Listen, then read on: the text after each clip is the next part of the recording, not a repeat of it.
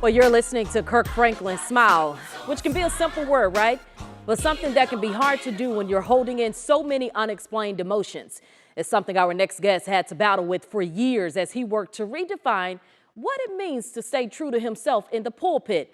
He's a pastor, going against the grain, merging his faith with the belief that therapy and counseling are also necessary. As we continue our series, Enough, focus on mental health, this pastor is on a mission to let others know that faith and therapy are not mutually exclusive. How have you been able to not only use your faith, but also merge that with the importance of therapy and things along those lines? Go against the grain. I had to go against what I was taught. I had a difficult time as a child and had to go to therapy. And as I got older, being authentic in the pulpit is what was different for me versus the generation before me. They were superheroes, but suffered behind closed doors. Calling certain mental disorders demonic, saying that you don't need therapy, you just need God. I think those are a direct reflection of how men and women have decided not to go and to just talk to pastors. And there's nothing wrong with talking to pastors, but you need clinical help.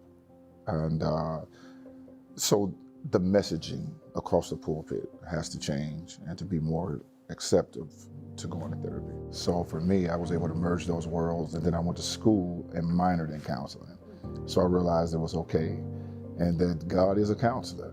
What was life like for you growing up? You said you had some difficulties as a child and ended up having to get some therapy. What was life like? Anger issues, parents divorced, didn't understand it, felt abandoned.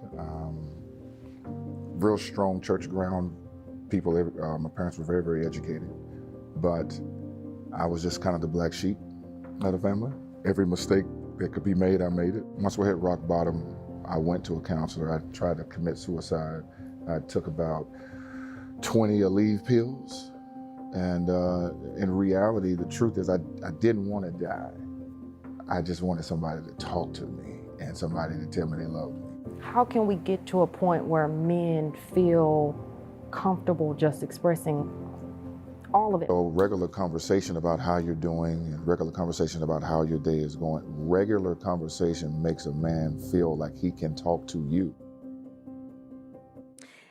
Now, you heard Joel mention having regular conversations with the men in your life. If for some reason you don't have that space at home, you can have it with Lighthouse Wellness. It's an organization whose mission is specifically to bridge the wellness gap for Black men.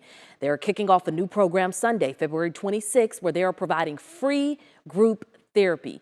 You can find all that information available at WFAA.com/Black Mental Health. Under the resources tab, you can also visit their website, lighthousewellness.org.